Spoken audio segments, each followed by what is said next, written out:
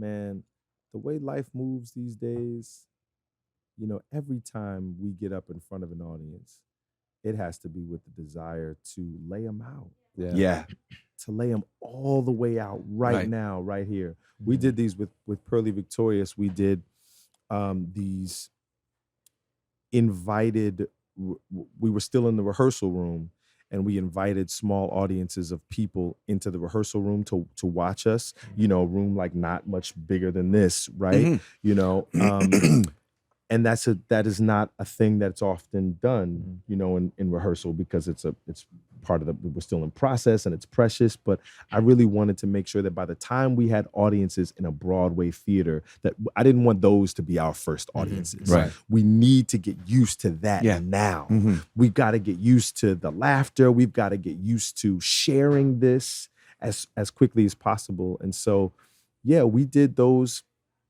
And the thing is, it's like, if you don't have magic here, y'all are going to get invited to play at Carnegie Hall and Madison Square Garden and everywhere else. But if you don't have magic at the Olive Tree, you're not going to have magic in any of those other places. Like it's about the magic first has to be in the rehearsal room. That's Right. and then we'll find it again in the Broadway theater and we'll find it again on the road. But it's got the first place it has to be is right in the small room. I'm a big believer in that. Hamilton was the same way.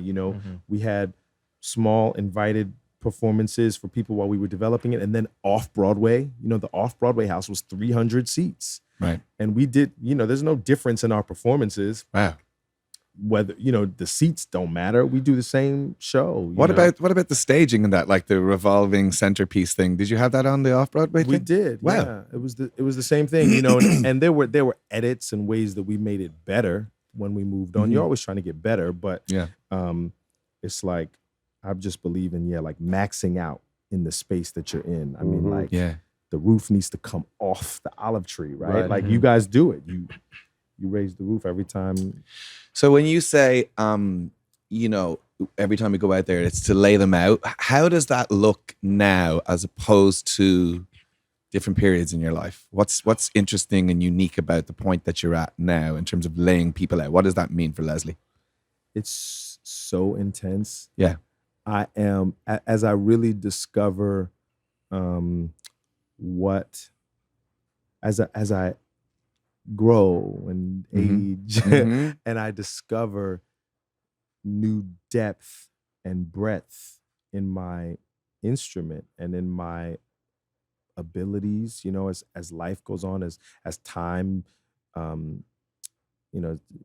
teaches me and matures me, and as my heart breaks and mends again and all that stuff, so I discover these new facets. I mean, it is our show goes by like a shot. It's 100 minutes, but man, am I worn out because of what I'm giving, and because of what, and every time I kind of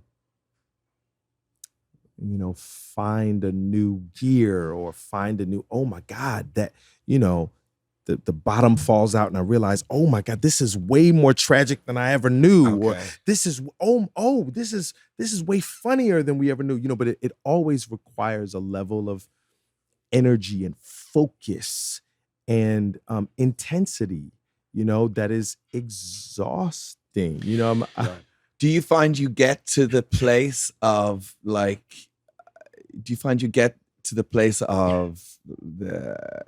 of intention more efficiently these days as an experienced artist now?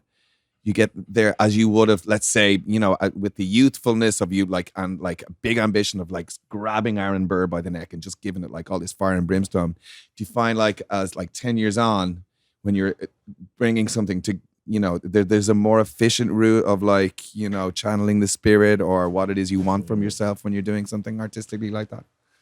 Is it a more efficient? I mean, yeah, but I've always been pretty focused, with Burr, it was the same way. I knew that, that Lynn had written a real responsibility in that role, that whoever was playing that role, whether it's me or, now it's been dozens of guys have played the part now, but he has a lot of responsibility for keeping the proceedings moving forward and inviting the audience in and welcoming the other players for the evening. And so, I don't mess around when it comes to that. That's my job. That's my role. Yeah. Other people can have more fun because I take it so seriously. And the fun in it for me is playing my position. That's what's, like I'm the guy, like I have the most fun when the work is done. Until the work is done, I'm not really having a whole lot of fun.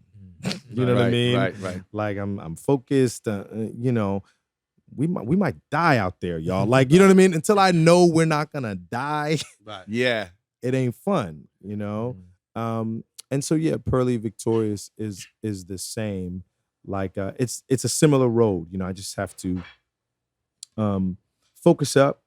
But this one I have it's different material, so I have a different responsibility emotionally. This one is so much more joyful than Burr was for me. This is not a tragic hero, Right.